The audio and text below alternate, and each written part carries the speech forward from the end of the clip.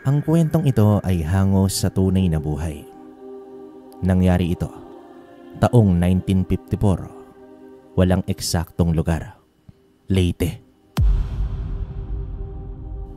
Sa mga panahong ito ay tanging ang mag-amang Lucio at Jojo na lamang ang magkatuwang sa buhay. Gawa nga ng maagang lumisan ang ilaw ng kanilang tahanan. Si Lucio bilang ama ay isang mangingisda, habang si Jojo naman ay naglalako ng tinapay. Sabay silang mag-amang aalis ng bahay tuwing madaling araw.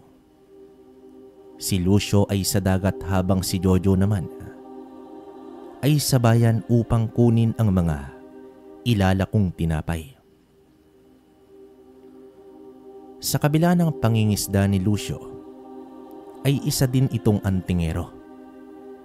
Tangan niya naman ang mutya ng Batoomo. At habang lumalaki si Jojo ay saksi ito sa uri ng buhay ng kanyang ama. Itay, pwede ba ako na maging antingero? Idolo ko po kasi ang katulad nyo. Gusto ko rin yung kagaya sa inyo na lakas. Tiyak makakatulong po yun sa paglalako ko ng tinapay dahil kaya ko nang magbuhat ng mas marami. Lalaki din po ang kita ko. Wika ni Jojo habang nag-aayos ng lambat ang kanyang ama isang hapon. Hindi pwede. Ayoko na maging antingero ka, anak.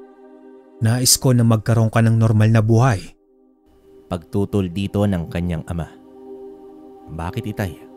Abnormal po ba ang buhay mo? Sambit naman dito ni Jojo. Abay, loko kang bata ka. Ang ibig kong sabihin, yung buhay na katulad sa mga ordinaryong tao. Namumuhay ng payapa at simple. Pero gusto ko din pong makipaglaban sa mga aswang, itay. Ayaw mo yun, may kasangga ka na. Pangungulit pa dito ni Jojo. Pwede ba, Jojo anak? Magsaing ka na at papalubog na ang araw. Utos dito ng kanyang ama. Hindi nais na matulad sa kanya ang anak na palaging nasa peligro ang buhay. Hindi madali ang pagiging antingero dahil halos kakambal mo na ang mga nilalang ng dilim. Nagpapasalamat na lang si Lucio dahil hindi na katulad ng dati ang pag-iral ng mga aswang sa kanilang lugar.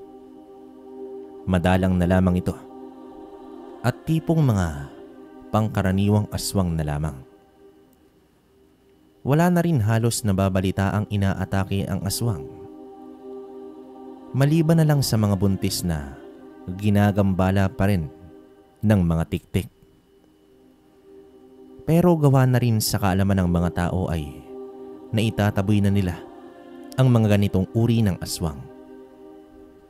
Isang umaga noon, nagtungo na si Jojo sa paggawaan ng tinapay. Naroon din ang kasamahan niya na laging mainit ang ulo sa kanya.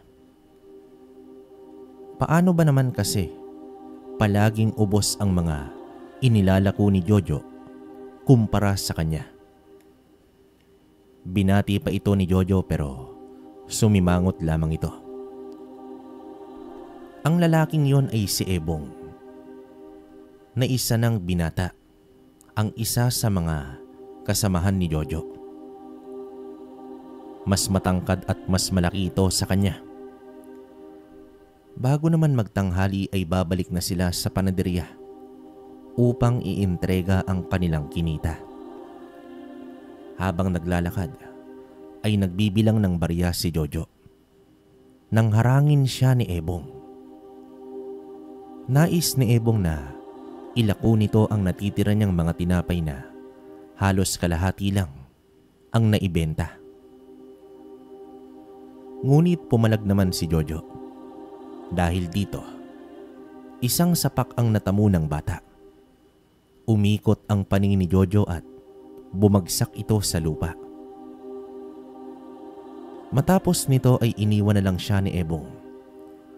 Sa pag-uwi niya naman ng bahay, ay agad niyang itong tinapalan ng halamang gamot upang hindi ito magkapasa. Ayaw niya kasi na ang ama pa ang kikilos ukol dito at ayaw din niyang umasa sa kanyang ama. "Demonyo ka, Ebong. May araw ka din sa akin." Galit na wika ni Jojo habang tinatapalan ng dahon ang sugat sa kanyang labi. Natulog na si Jojo hanggang hapon. Sa kanyang pagkakahimbing ay lumabas sa kanyang panaginip ang isang uri ng ahas. Gumapang ito sa kanyang paa hanggang sa kanyang leeg. Sa takot niya ay hindi siya nakagalaw. Ramdam na ramdam niya ang paggapang ng malamig na katawan ng ahas hanggang sa humarap sa kanya ang makamandag na hayop at bigla siyang tinuklaw. Napabalikwas agad si Jojo at hinihingal. Tagaktak din ang kanyang pawis. Tumayo siya at uminom muna ng tubig. Kinabahan at kinilabutan pa siya dahil animoy totoo ang kanyang napanaginipan. Upang maiba ang nararamdaman ay nagpunta siya sa dalampasigan upang hintayin ang kanyang ama mula sa laot. Naroroon din ang ibang mga tao upang sumalubong sa mga mangingisda na may dalang mga timba. Sa baybayin pa lang ay ubos na ang mga isda. Hindi naman magkamayaw ang mga tao sa pagpili ng mga iba't ibang uri ng isda. Mabuti naman at nandito ka na, anak. O eto, lutuin mo na agad kasi gutom na ako. Tapusin ko lang ito. Wika ng ama habang iniaabot ang supot ng isda. "Sige tay, ako na ang bahala dito." Tugon naman dito ng kanyang anak. Habang nagluluto naman siya sa kusina, ay may nakita siyang matandang lalaki na naglalakad sa may damuhan na nasa likod lang ng bahay nila. Kung hindi man kilala pero pamilyar sa kanya ang lahat ng nakatira sa baryo. Pero ang matandang nakita niya ay bago pa lamang sa kanyang paningin. Lumiit ang mata ng bata at inisip na baka isang aswang ang matanda. Sinundan niya ito ng tingin. Marahan siyang naglakad habang nakatingin sa matanda hanggang sa hindi niya na namalayan na nasa hagdan na pala siya at bigla naman siyang nadulas. Napangiwi na lamang siya sa pagbagsak ng kanyang puwet mula naman sa lupa. Sa muli niyang pagsipat sa matanda ay nawala na ito. Sa pagdating ng kanyang ama ay agad niya naman itong inabisuhan tungkol sa kanyang nakita. "Itay, mukhang may tutugisin ka na naman. May nakita akong kahina-hinalang matanda kanina sa likod bahay. Hindi pamilyar sa akin ang matandang yun. Bigla na lang ding nawala." Paglalahad naman dito ni Jojo. Sigurado ka ba dyan, anak? Baka matulad na naman noong nakaraan. Yung aswang kasi na itinuro mo si Aling Melba pala. Nakakahiya tuloy. Sambit naman dito ng kanyang ama. "Nagkamali lang ako noon, tay. Pero ngayon sigurado na ako." Pangungulit pa dito ni Jojo. Tigilan mo na nga ako.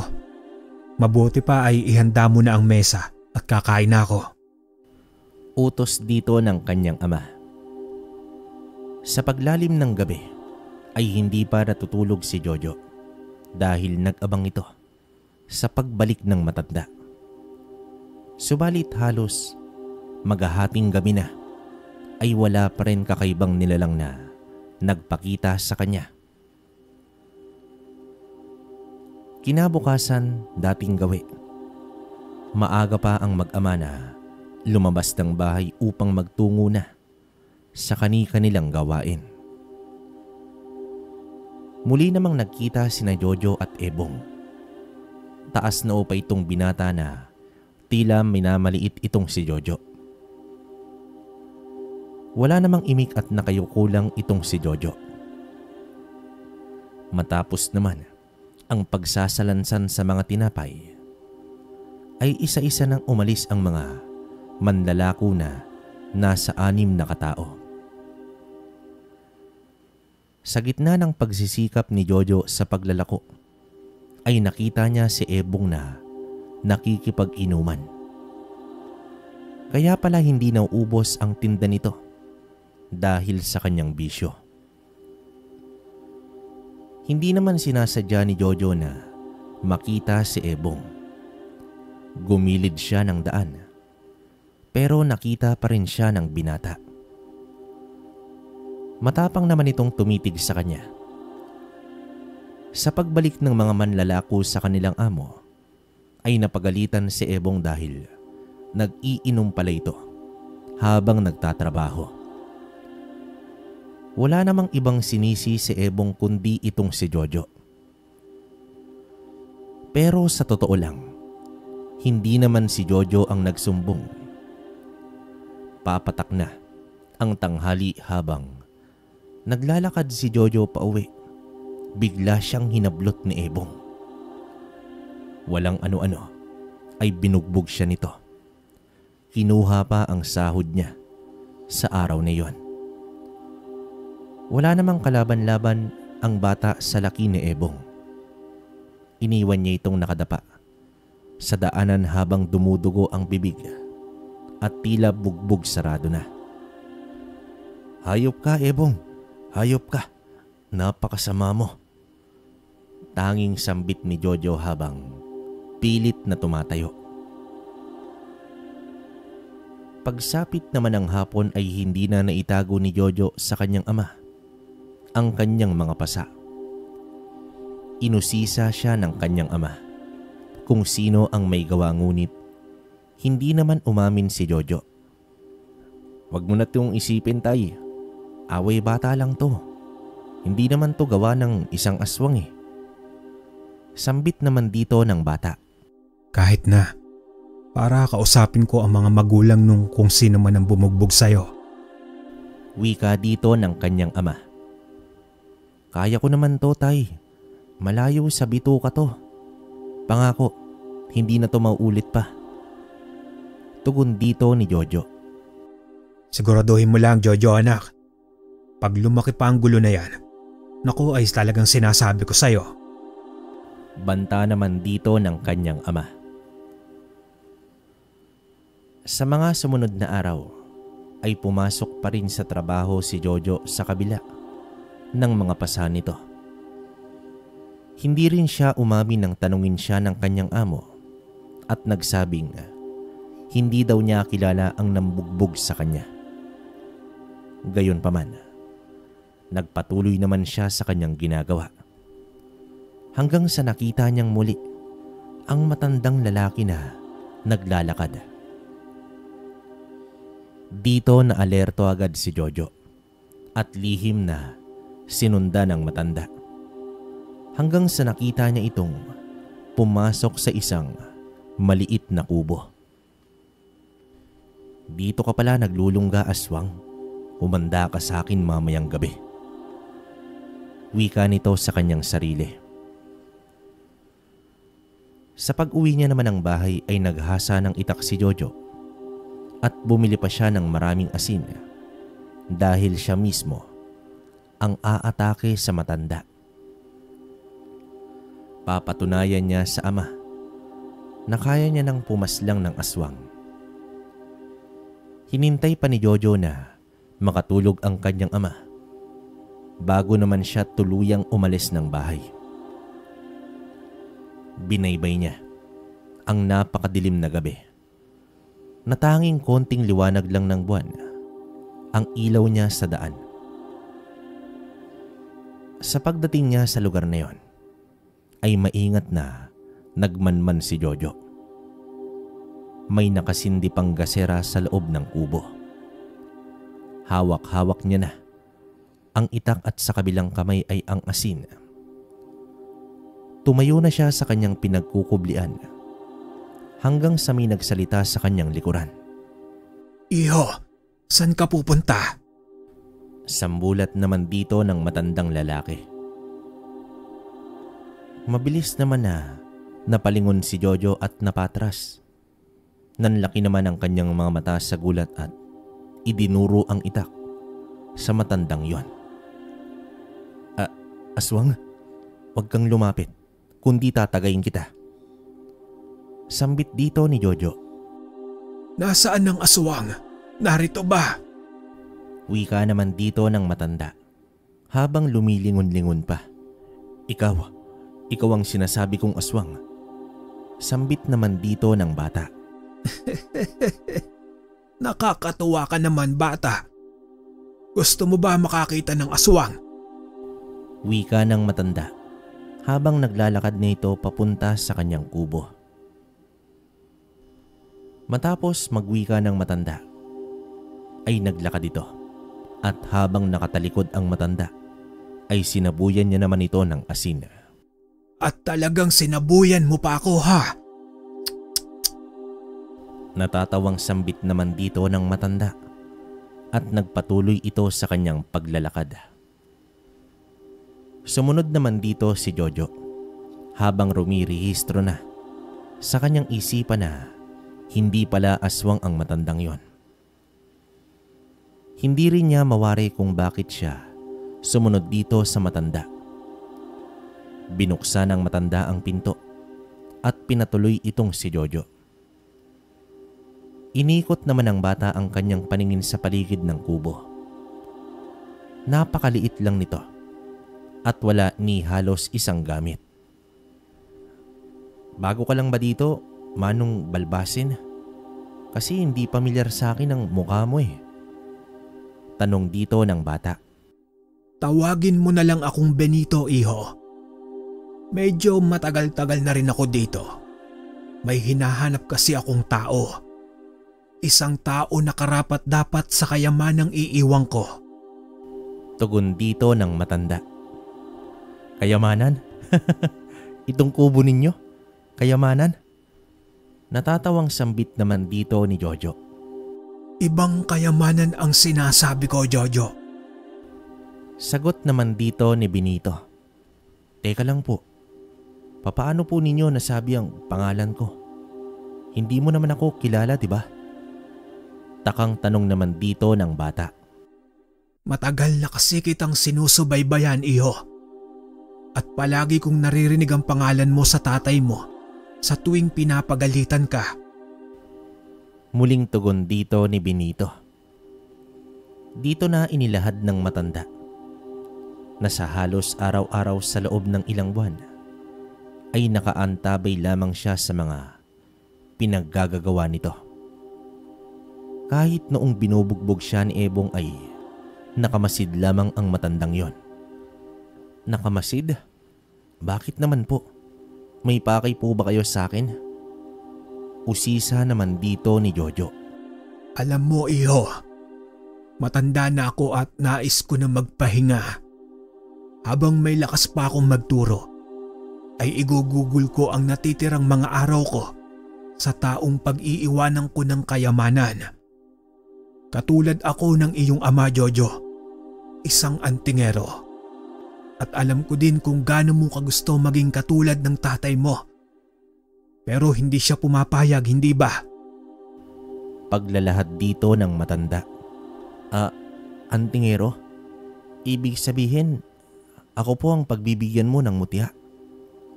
Totoo ba yan, tanda? Ay, Manong Benito. Masayang wika naman dito ni Jojo. Hindi naman talaga ikaw ang napili ko. Kaso ang mutya na mismo ang nagpahiwatig na ikaw ang napili nito. Ewan ko ba kung anong meron ka. Bukod sa isang bata, napakatabil pa ng dila mo. Umiiling na sambit naman dito ni Benito. Papaano po yan? Baka magalit si Itay. Pipilitin mo siya tapos magbubugbugan kayo. Naku, masaya yon. Antingero kontra antingero. Sambit pa dito ng bata. Tumingin ng masama si Benito at tumahimik na si Jojo. Hindi pa sana ito ang panahon na ilalahad ko ito sa iyo. Dahil oobserbahan pa lamang kita. Kaso sinugod mo na ako at tinawag mo pa akong aswang. Wika pa dito ng antingero. Naku, pasensya na po kayo. Nag-iingat lamang po ko. Papaano ba kasi kadalasan sa mga aswang na nagagawi dito ay mga dayo? Pero kung ako talagang pinili ng mutya, walang makakapigil sa akin kahit si Itay pa mismo. Taas noong wika naman dito ni Jojo. Ang mabuti mong gawin ngayon ay umuwi ka na. Yari ka kapag nalaman ng iyong ama na pumuslit ka sa ganitong oras. Bumalik ka na lamang sa akin bukas. Wika naman dito ni Benito. Sige po, asahan mo ko bukas, Manong Benito.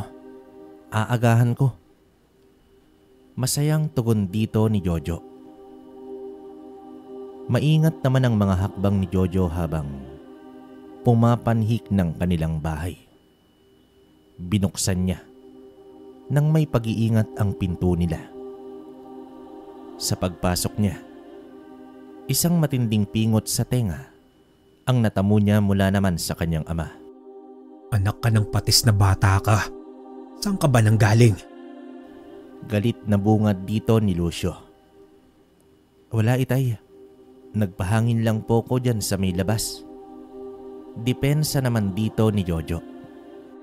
At saan naman sa labas ha? Kanina pa kita hinahanap. Paano kung napahama ka? Bulyaw dito ng kanyang ama. Patawad na, Itay. Hindi ko na po ulitin, pangako. Dispensa naman dito ni Jojo. Sa pagpasok ni Jojo sa kanyang kwarto ay tila baliwala sa kanya ang galit ng ama. Tumalon pa ito sa tuwa dahil sa wakas magiging ganap na antingero na siya. Kinabukasan naman ay nagtungo na siya sa may panaderya at sinimulan ang araw sa paglalako. Nakita na naman niya si Ebong na tila ginagawa ng kape ang alak. Maloko naman ang tingin nito na parang may balak na namang gawing masama sa kanya. Yumuko na lamang si Jojo pero sa kalooban niya ay si Ebong ang unang patitikimin niya kapag naging antingero na siya. Dahil sa madiskarte itong si Jojo ay naubos agad ang kanyang paninda. Nanghingi rin siya ng iilang tinapay para sa matanda. Masaya naman itong naglakad patungo sa kubo ng antingerong matanda. Hanggang sa may humarang na naman sa kanya. At walang iba kundi si Ebong. Hiningi nito ang sahod niya. Umatras naman si Jojo at kumaripas ng takbo. Maswerte naman siya dahil hindi siya nahabol ni Ebong. Gawa na rin sa sobrang kalasingan nito. Dumating siya sa bahay ng matanda na tila humahangos pa. O iyo, halos lumaylay na yung dila mo ah. Bungad na tanong dito ni Benito. Wala po ito. Hinabol lang ako ng aso. Siya nga pala, tinapay po para sa inyo. Pahingi nga po ako ng tubig. Tugon dito ng bata. Bago ang lahat iyo, kailangan mo munang magkaroon ng matibay na pangangatawan. At ang pinakamahalaga ay sumunod ka sa aking mga alituntunin. Ang pagiging antingero ay may disiplina sa sarili. Makipaglabang ka sa tama at hindi dahil sa bugso ng damdamin. Dahil ang pinakamahirap na kalaban ng antingero ay hindi aswang, kundi ang sarili mismo. Posible kang kainin mismo ng mutya at ito na ang magmamando sa'yo. Hindi dapat na nangingibabo ang mutya sa diwa mo. Pangako, Manong. Susubukan ko po hanggang sa makakaya ko. Pero buo po ang loob ko noon pa man. Sa katunayan nga niyan, matagal ko nang hinihintay na maging isang antingero din ako eh. Katulad ng tatay ko. Seryosong tugon dito ng bata. Bilang paunang pagsasanay ay pinag-igib ng matanda si Jojo at kailangan itong gumawa ng malaking putik sa bakuran. Ano po? Ibubuhos ko sa lupa ang tubig? Paano yan eh? Tuyot na tuyot pa naman ang lupa. Bakit hindi na lang tayo magdasal upang umulan? Reklamo naman dito ng bata. Tumingin ng masama sa kanya ang matanda at nagpaalam na si Jojo upang mag-igib ng tubig. Sa halos 2 oras ay nakagawa na nga ng putik si Jojo. Naligo naman siya sa pawis nang matapos ito. Pinagpahinga muna ng matanda si Jojo at matapos nito ay inutusan na tumakbo ng paulit-ulit sa putikan. Ang pagpapalakas ng katawan ay ginawa ni Jojo kahit madalas ay taliwas ito sa kanyang kagustuhan, pero sa kabilang banda ay para lang din naman ito sa kanya. Sa araw-araw ay isinasagawa niya iyon matapos ang maglako ng tinapay. Habang pinagmamasdan ni Benito si Jojo ay napapangiti ito dahil sa kabila ng pagtutol nito ay ginagawa niya pa rin alinsunod sa utos ng matanda. Kung alam mo lang bata, ang tibay na kailangan mo para maging antingero.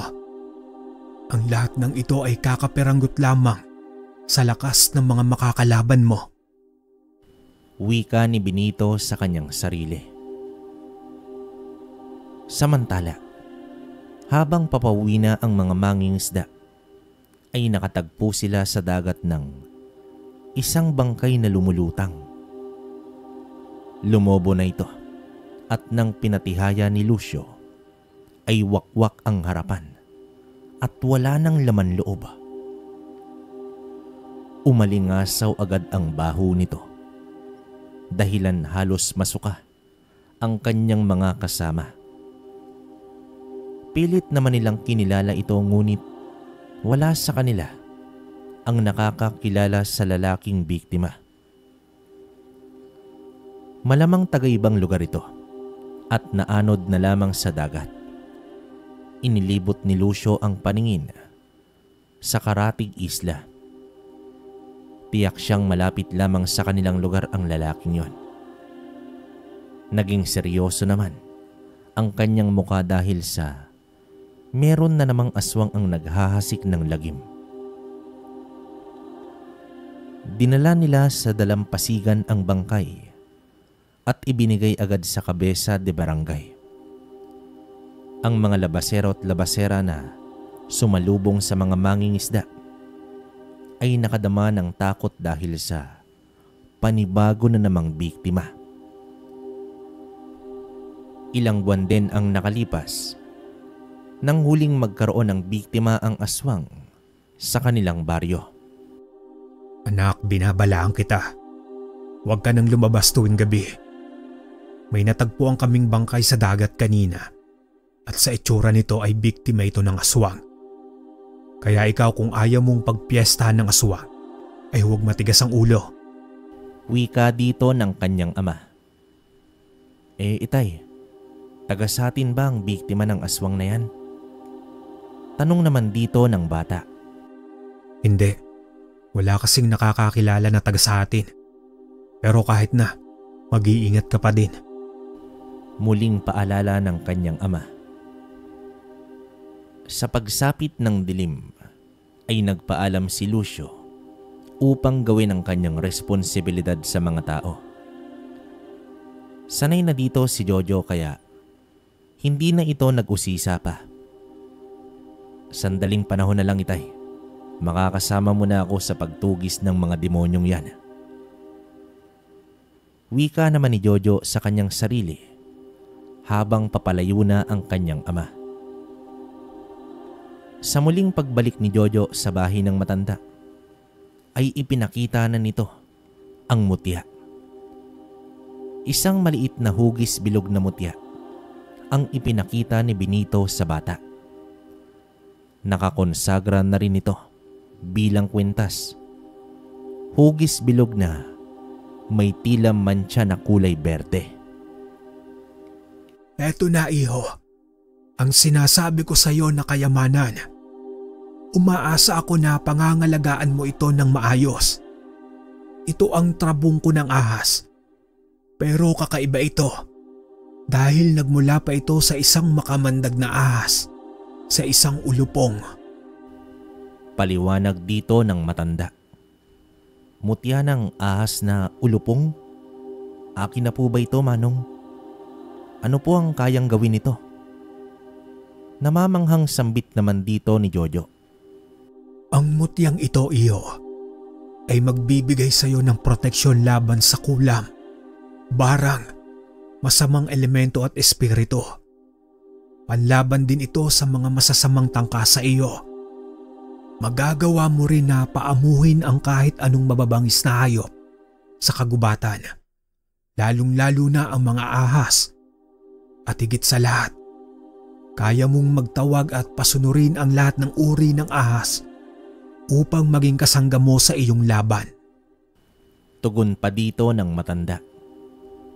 Papaano po kayo, Manong, kung ibibigay mo na ito sa akin? Nagtatakang tanong dito ng bata. Kahit wala sa akin ang mutya, malawak naman ang kaalaman ko sa mga usal at ito ang susunod na ituturo ko sa iyo. Mariing wika dito ni Benito. Patuloy na nag-aral ng palihim si Jojo para sa karagdagang kaalaman niya sa mutyang iyon. At sa araw-araw din na ginawa ng Diyos, ay patuloy niyang tinatakasan si Ebong na lagi na lamang nakabang sa kanya upang kunin ang kanyang sweldo. Habang ang kanyang ama naman ay gabi-gabi rin ang paglilibot upang hanapin ang aswang. Naiinis na si Lucio dahil linggo-linggo na lang ay merong nabibiktima ang aswang. Hanggang sa may taga-baryo nang nadamay nito. Tila napakailap ng aswang na yon dahil walang bakas na nakikita si Lucio. Sa kabila ng lahat ay walang kamalay-malay si Lucio na may isang antingero na siyang kasakasama sa loob ng kanyang bahay. Isang araw naman ay bumili ng pansit si Jojo para kay Benito. Pinagkakatuwaan pa niya ang isang lata at sinisipa ito kasabay sa kanyang paglalakad hanggang sa may nakita siyang pares ng mga paa. At sa pagtingala niya ay si Ebong pala. Isang malakas na suntok ang binitawan ng binata at sapul na naman ang bibig ni Jojo.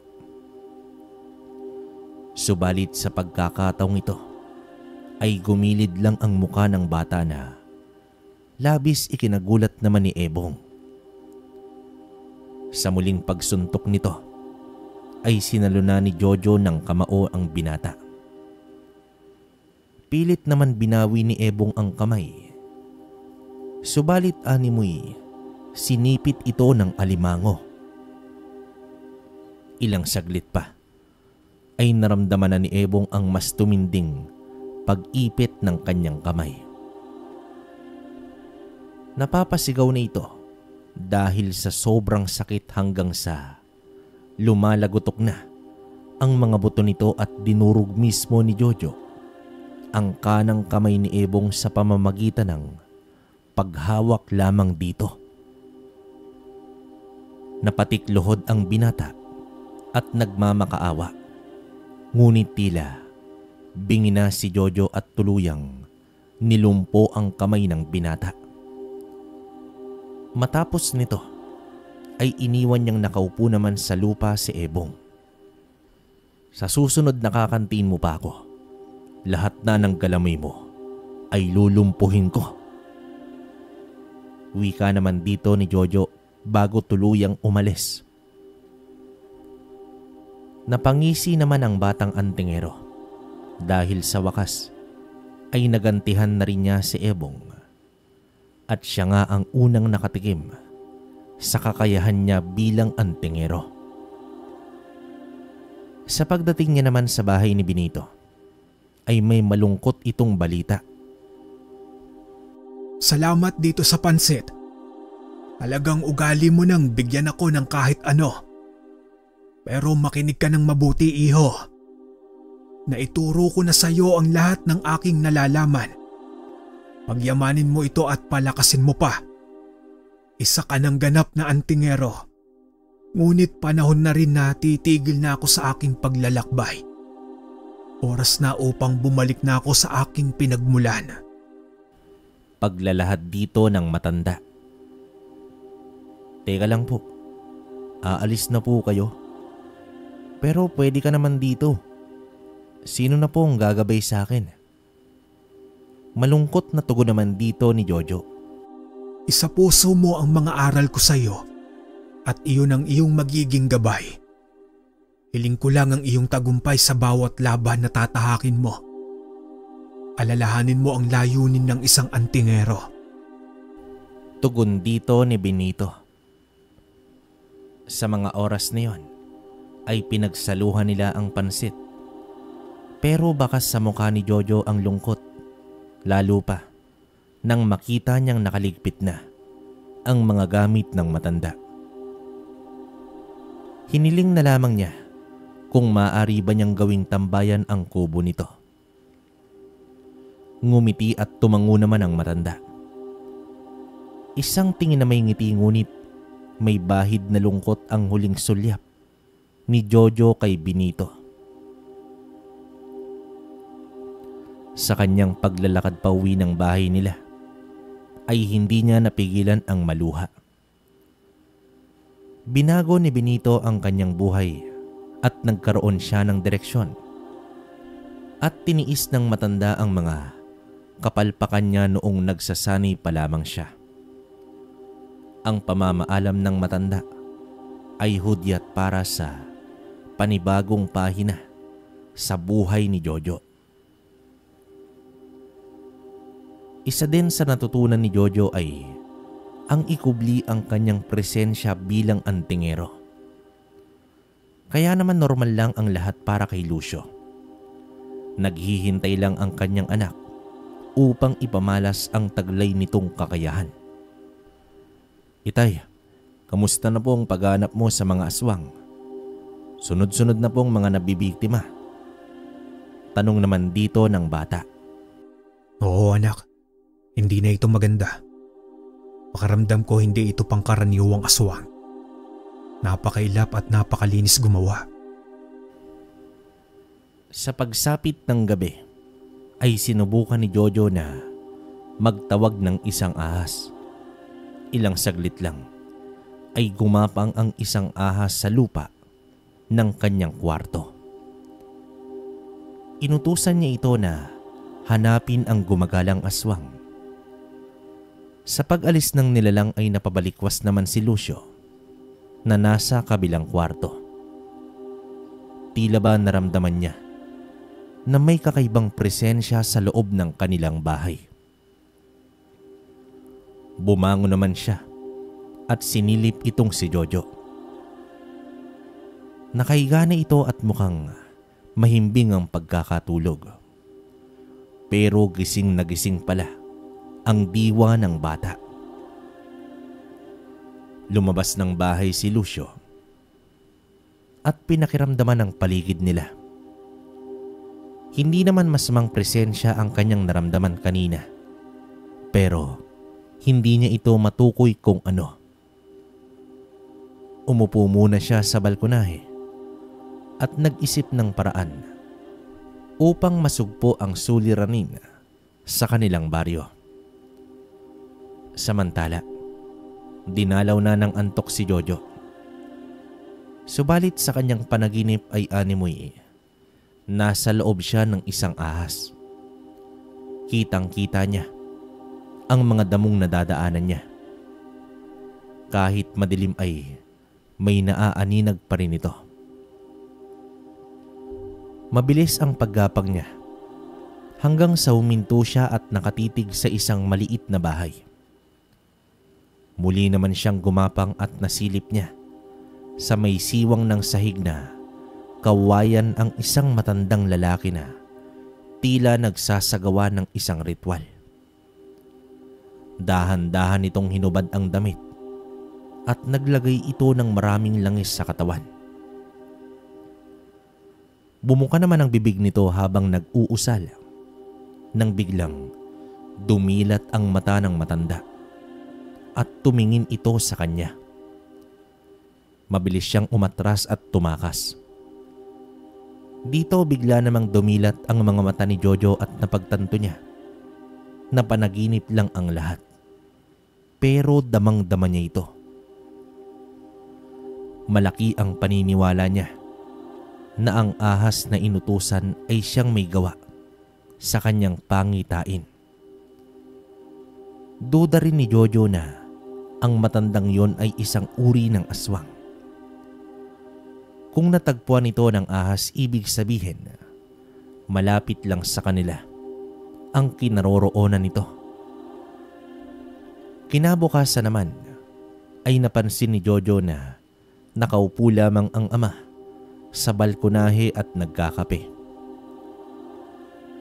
Mukhang walang balak itong pumalaot ng araw na yon. Itay, hindi ka pa mangingisda ngayon? Bungad na tanong naman dito ni Jojo. Hindi na muna anak. Masyado na akong pinapahirapan ng aswang na ito. Libing pala ni Tandang Boyong mamayang hapon ang huling biktima ng aswang. Sana ito na ang huli. Makikilibing ako mamaya. Ikaw, ayaw mo bang sumama? Naku po itay, bata pa po ako. Ba't naman ako sasama sa libing? Huwag mong ang gawing biro ang kamatayan ng isang tao. Itay, ang mga katulad ni Tandang Boyong, dapat silang binibiktima ng aswang. Sa sama po ng ugali ng matandang yun, tay. Buti nga sa kanya. Sambit ni Jojo at agad naman itong tumakbo paalis ng kanilang bahay. Si Tandang Boyong ay kinaiinisan ng karamihan dahil sa napakasama ng ugali nito. Kahit si Lucio ay pinagmumura at sinasabihang walang kwentang antingero. Mahilig din itong mangangkin ng puno na kahit malayo na ito sa kanyang lupain. Nadala na rin si Jojo sa minsang panggogoyo nito. Kumain ito ng 5 pirasong tinapay at nang maubos ay hindi binayaran at sinabi pa na hindi raw ito masarap. Hinabol pa ng walis tingting si Jojo sa pangungulit nito sa pagsingil sa matanda. Samantala, naglako na naman si Jojo at kinatutuwaan siya ng kanyang mga parokyano dahil sa makwento ito at palabiro. Kaya naman sa 5 bahay pa lang ay ubos na agad ang kanyang paninda. Matapos nito ay nagtungo siya sa palengke upang bumili ng itak. Kaso wala siyang nagustuhan.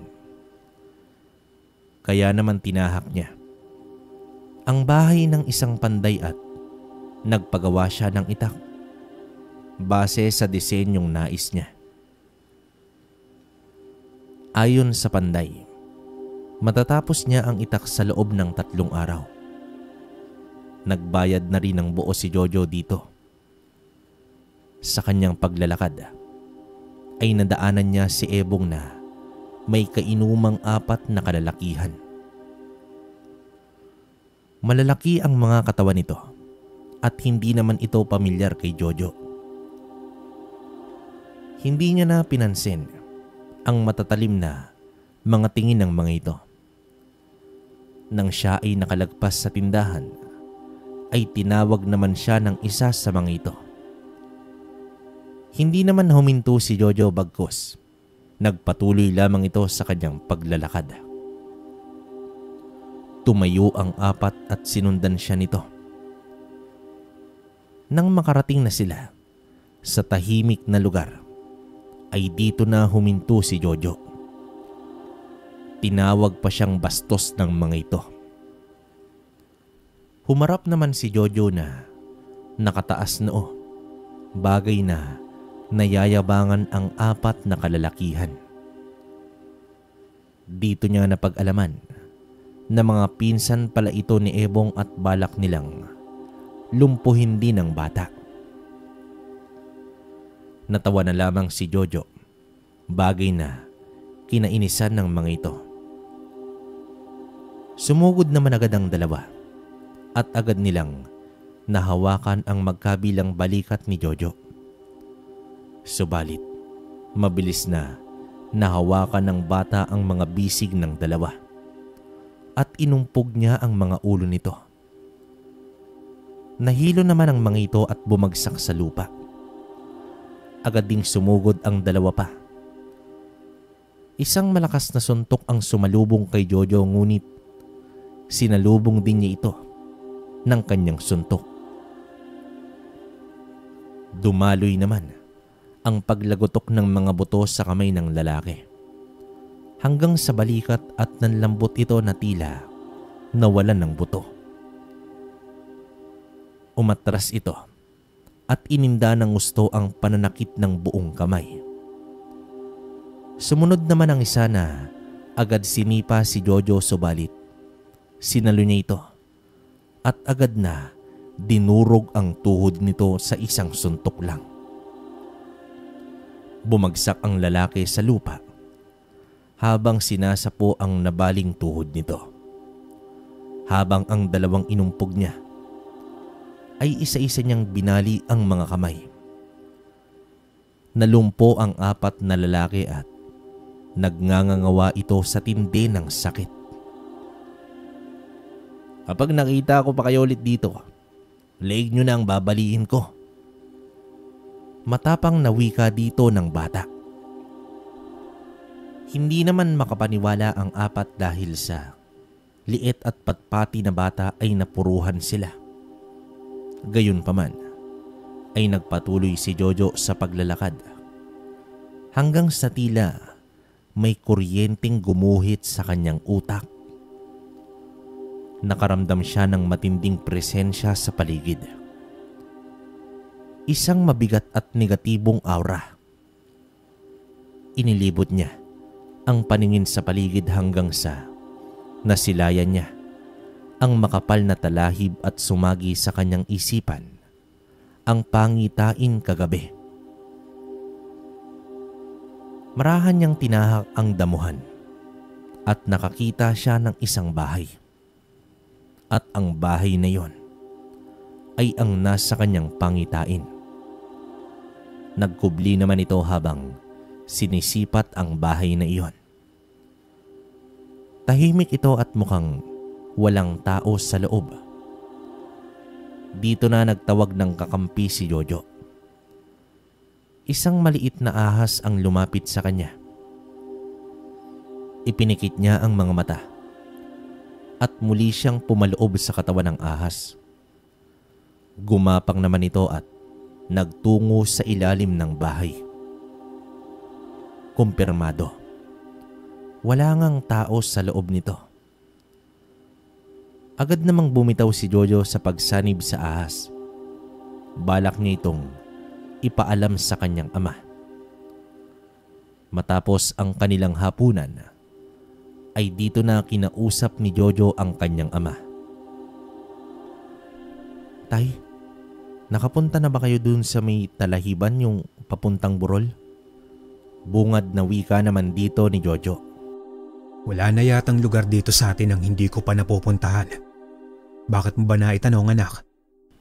Kasi tay, naghahanap kasi ako ng gagamba kanina, tapos may napansin akong maliit na bahay doon. Tugon dito ni Jojo. Bahay?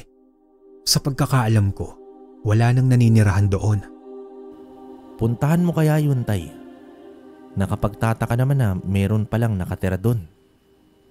Wika naman dito ng bata. Napansin niya na nag-isip ng malalim ang ama. Mukhang dadayuhin na nito ang nasabi niyang lugar.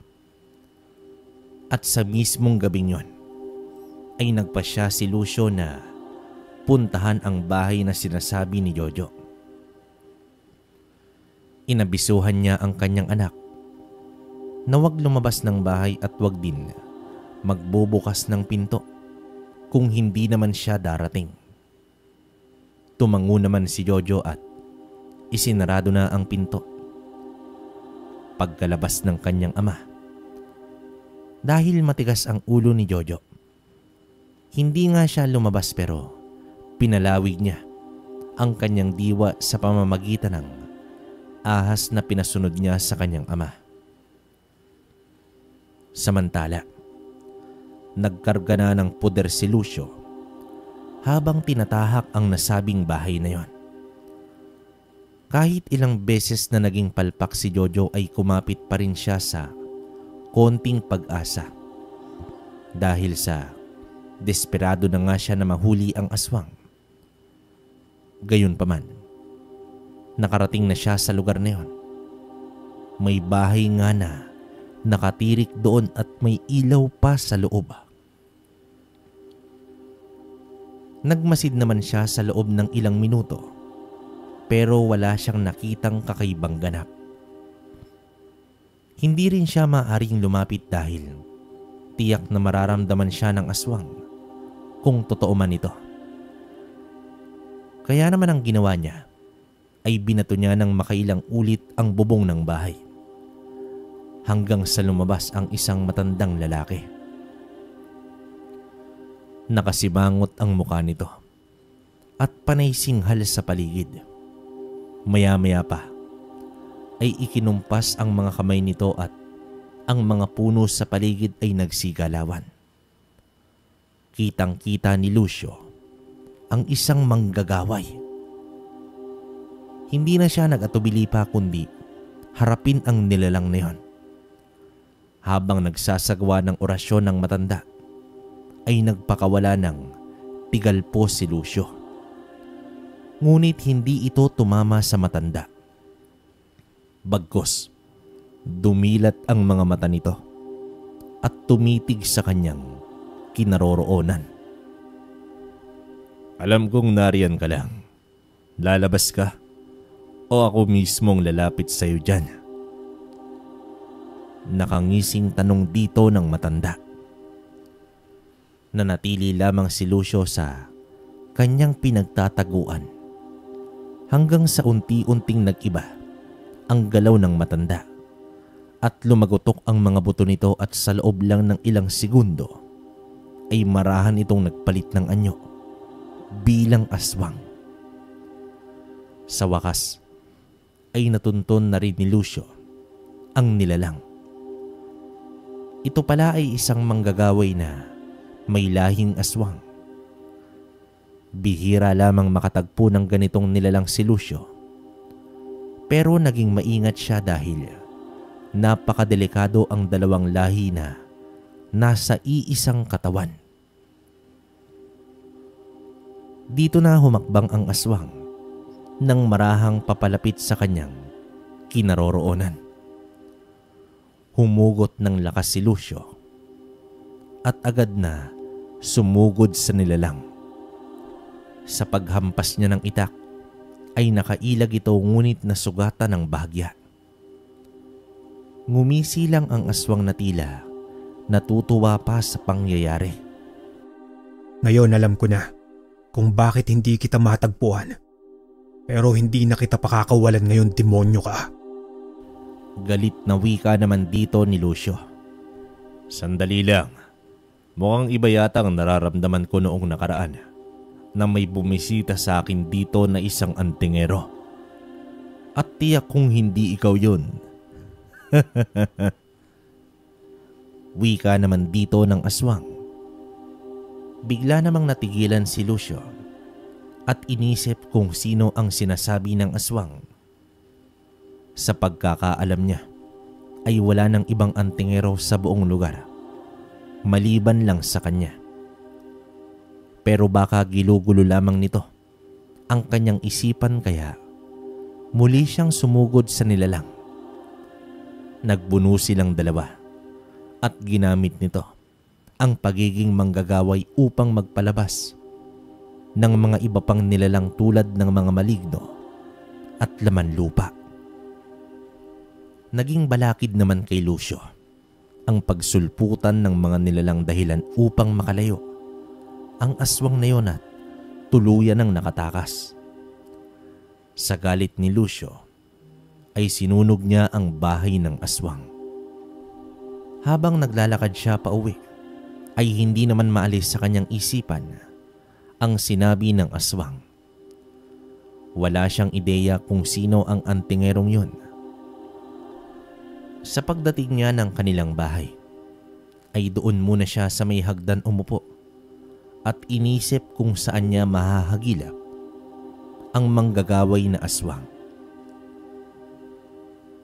Sa sumunod na gabi ay payapang nagpapahinga na ang mag-ama nang biglang nakaramdam si Lucio ng masamang presensya sa palibot ng bahay. Hinugot niya ang itak at mabilis na lumabas ng kanilang bahay. Alam niya kung sino ang naroroon, ngunit hindi ito nagpakita sa kanya. Alam kong ikaw iyan, tanda. Lumabas ka. Hamon dito ni Lucio. Tawagin mo na lang akong Goryo. Isang pribilehyo na makilala mo ko, Lucio. Tugon ng aswang ngunit nakatago pa rin ito. Tapusin na natin ang laban. Lumabas ka.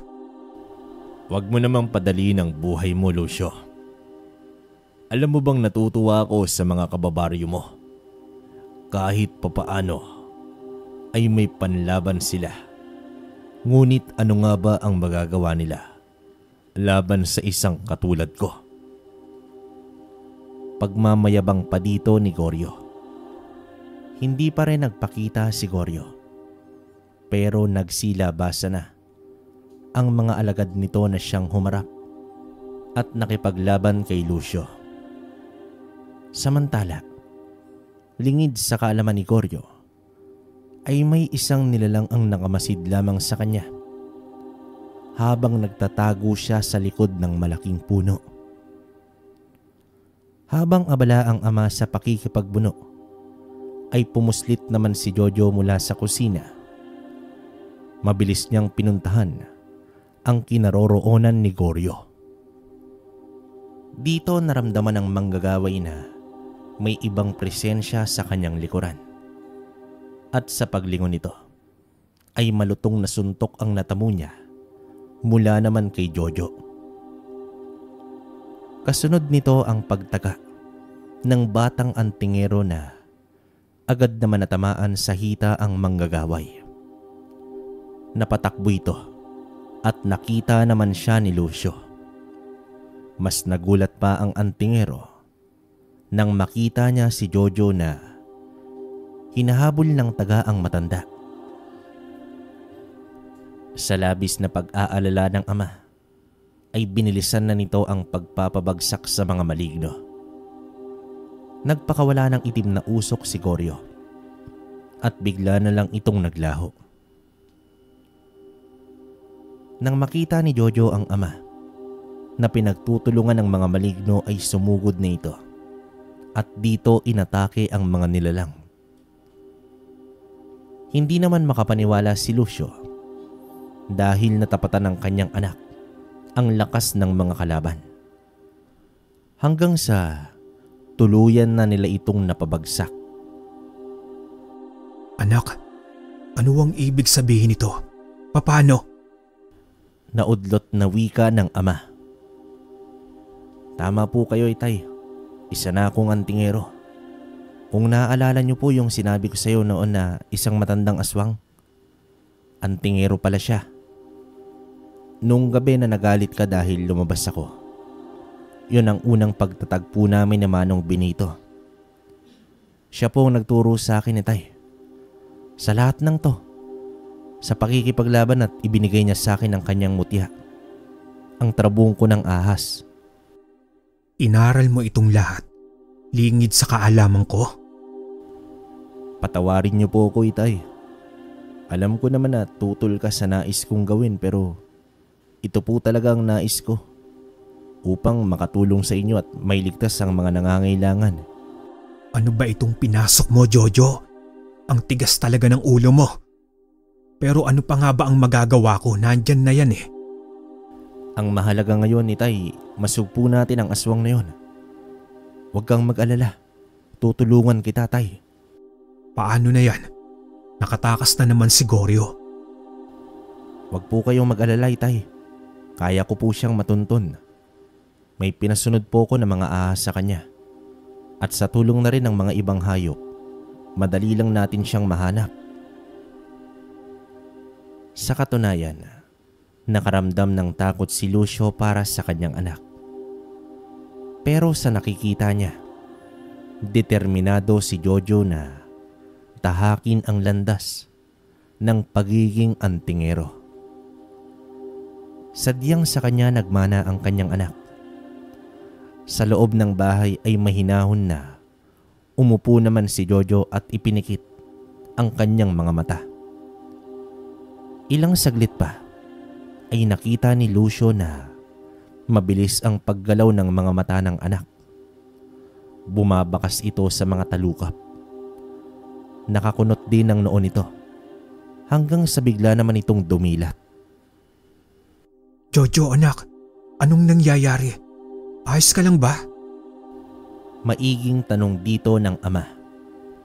Ayos lang ako, Itay. Sa pamamagitan ng ahas, nakikita ko din ang nakikita niya. At alam ko na kung nasa ng demonyong Goryo na yon. Tugon dito ng bata. Kung ganon, mas mabuti magpahinga muna tayo ngayon upang paghandaan natin ang pagsalakay sa manggagaway na si Goryo.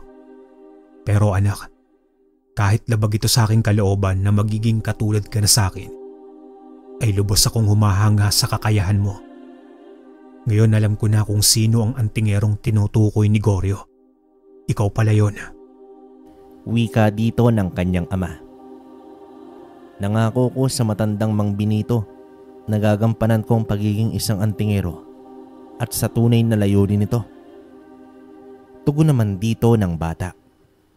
Mabuti naman kung ganon, pero gagabayan pa rin kita. Wika dito ng kanyang ama. Sa pagsapit ng umaga, ay pareho silang nagpasya na hindi muna magtatrabaho. Pinaghahandaan nila si Goryo. Tiyak din na naghahanda na rin ito.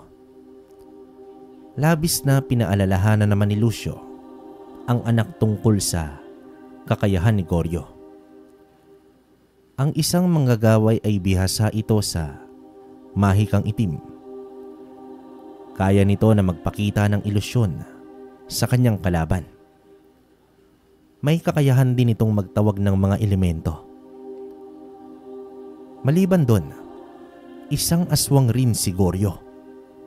Kaya naman hindi ito basta-basta kalaban.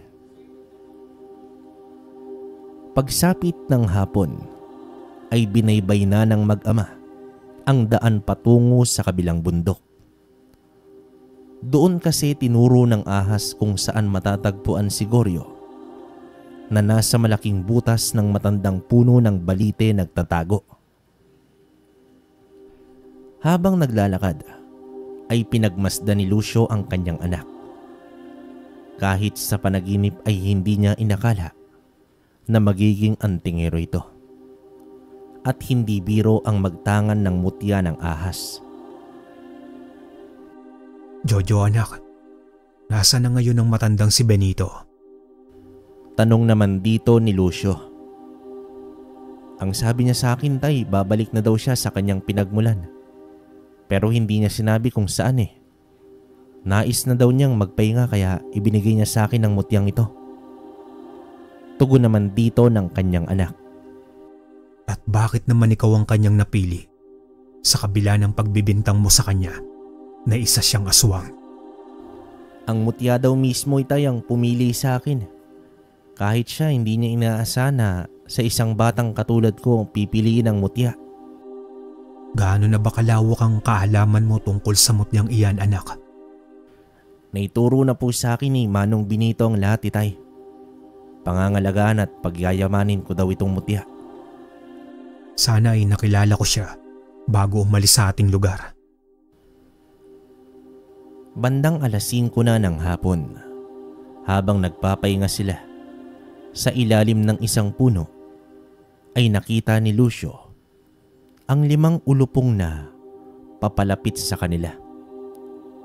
Bahagyang napaatras ang ama ni Jojo. Inabisuhan niya naman ito na huwag matakot dahil kakampi nila ang mga makamandag na ahas na iyon.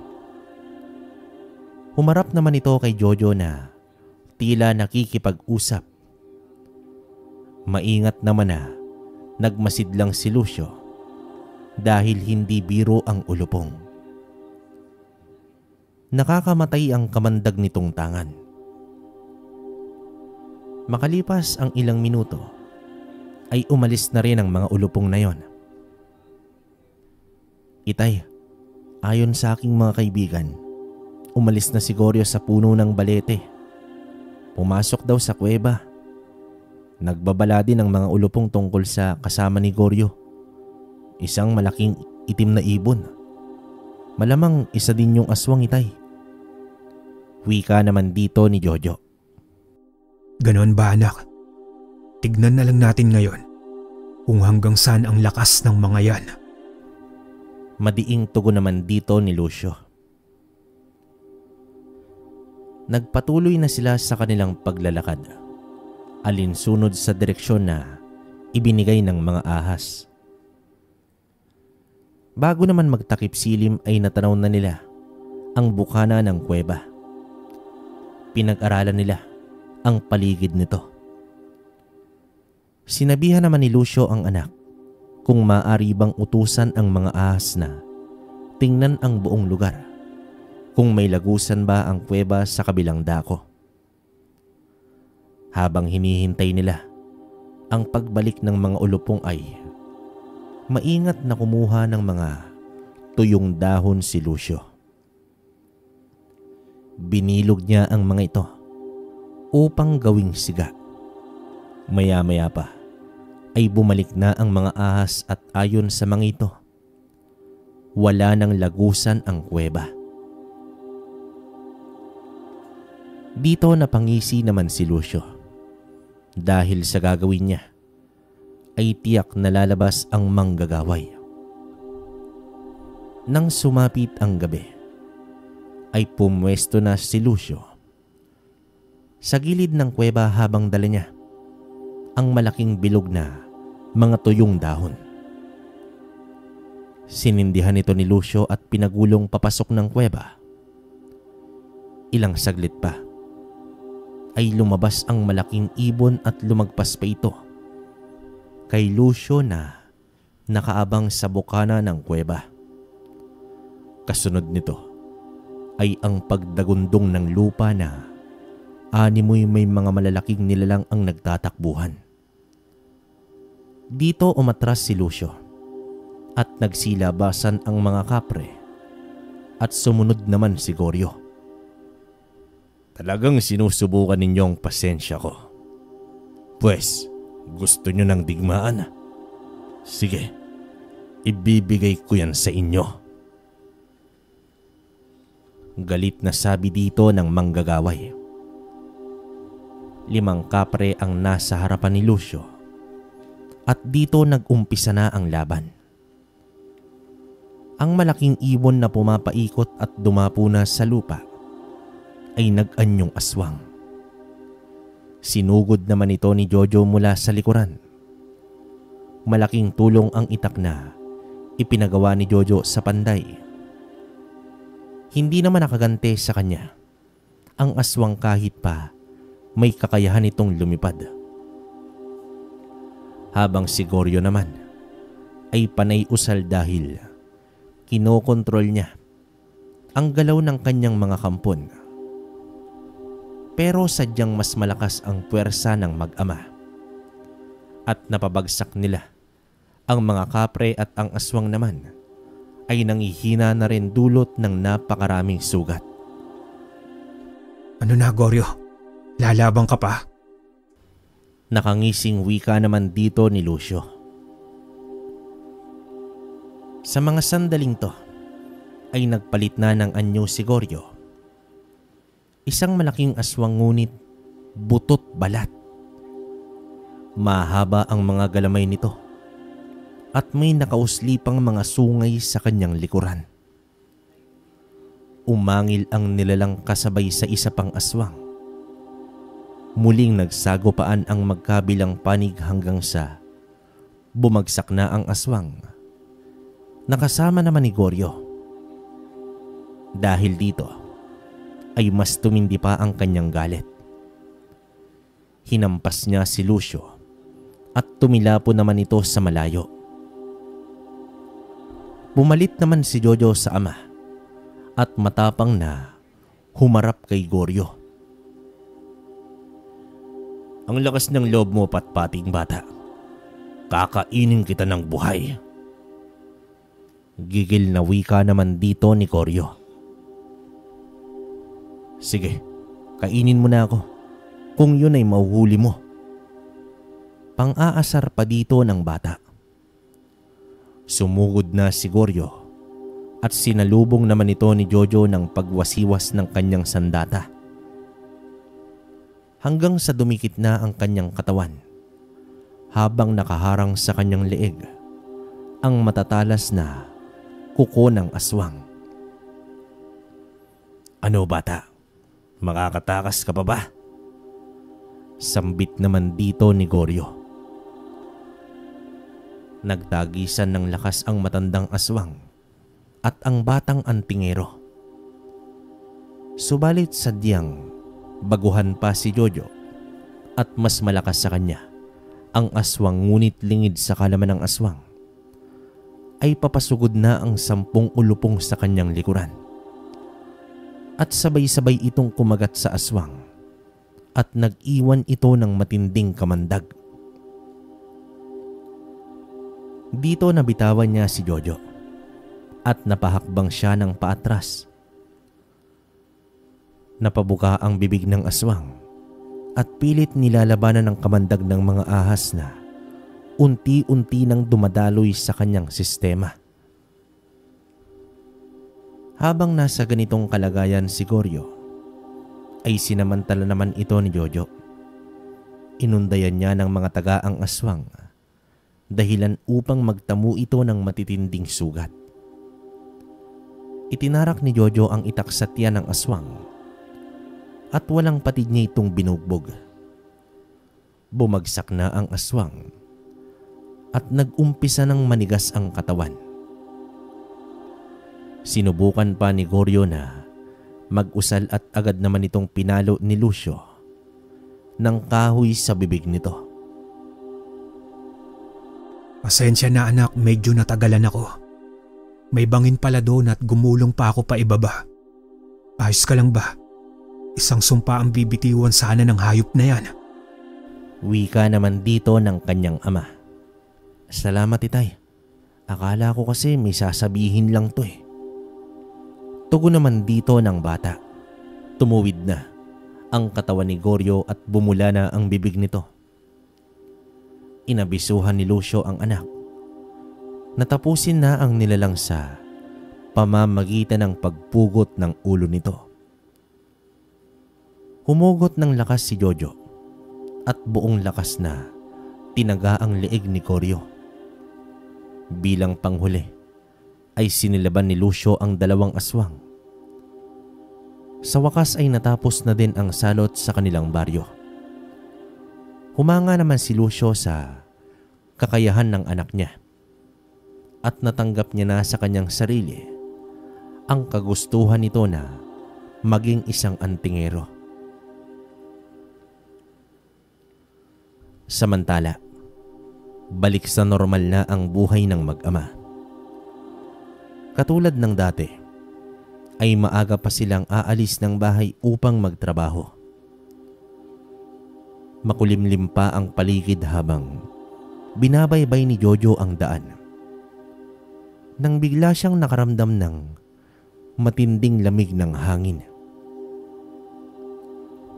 Huminto naman siya at inilibot ang paningin hanggang sa nakakita siya ng 3 salagubang na pumapaikot sa kanyang ibabaw. Walang kamalay-malay ang bata na barang na pala ang mga insektong yon. Sa di kalayuan ay nakatanaw sa kanya ang isang matandang babae. Nagpatuloy lamang siya sa paglalakad at narating niya na ang panaderya. Gawa nga sa taglay na proteksyon ng gamit niyang mutya, hindi tumalab sa kanya ang sumpa ng barang, pero lingid ito sa kanyang kamalayan.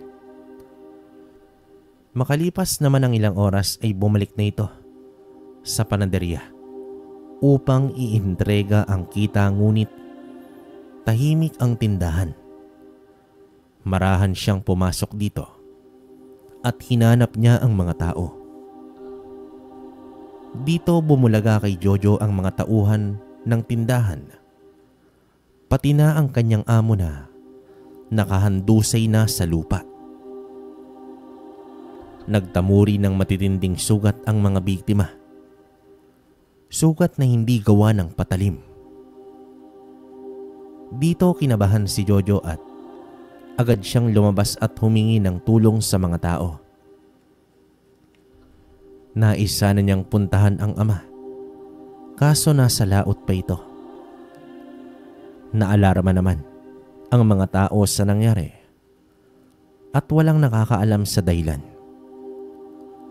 May mga nagsabi na mukhang binarang ang mga ito. Laking pagtataka naman ni Jojo dahil halos 3 oras lang ang nakalipas nang makita niyang masigla pa ang mga ito. Nasa 8 katao rin ang isa-isang nilabas ng mga tao. Maya-maya pa ay nagsidatingan na ang mga kamag-anak ng lahat ng yon. Dito na umuwi ng bahay si Jojo at hindi mapakali maghapon. Pabalik-balik din siya sa may dalampasigan. Umaasang paparating na ang kanyang ama. Pagsapit ng gabi ay doon pa nakita ni Lucio ang mga bangkay na nakapaloob na sa mga kabaong. Barang nga ang pumaslang sa mga biktima, anak. Wika dito ng kanyang ama. May mambabarang na rin ba sa lugar natin, tay? Madiing tanong naman dito ng bata. Nang biglang sumagi kay Jojo ang napansin niyang mga insekto kaninang umaga. Napagtanto naman ni Lucio na ang pakay ng barang ay si Jojo. At dahil sa hindi ito tumalab sa kanya, ay ibang tao ang napuruhan. Napakabigat para kay Jojo ang nangyari. Dito niya na naalala na maliban sa aswang, ay ang kaniebong ang kanyang nakaalitan. Habang abala ang ama sa pagtulong sa pag-asikaso ng lamay, galit na nagtungo si Jojo sa bahay ni Ebong. Sa kanyang pagmamasid ay nakita niya ang mga pinsan nito na sa kabila ng pagiging lumpo ay nag-iinuman pa ang mga ito. At ang isang matandang babae na may napakabigat na presensya. Matapang na lumapit si Jojo sa bahay at nang makita siya ng mga ito, dali-daling nagsipasok sa loob ng bahay. Ngunit ang matandang babae ay lakas loob na humarap kay Jojo at nakangisi pa ito. Mga demonyo kayo, pinaslang niyong mga inosente. Wala kayong kasing sama. Galit na sigaw naman dito ni Jojo. Dito tumawa pa ang matanda na animoy hukluban kung tumawa. At mabilis na Nagpakawala ito ng mga insekto. Ngunit pinaghahampas lang ito ni Jojo ng kamay. Bagay na ikinagulat ng matandang babae. Ngayon tanda, ako naman, tikman yung kamandag ng aking mga alaga. Sigaw naman dito ng bata. Dito nagsimulang magsilabasan ang mga ulupong at mabilis na nagtungo sa bahay ni Ebong. Panay bato ng sumpa ang matandang babae ngunit hindi nito nakayanan ang napakaraming ahas. Sina Ebong at ang mga pinsa naman sa loob ng bahay ay nagkakagulo na. Kinagat sila ng mga ahas na yon.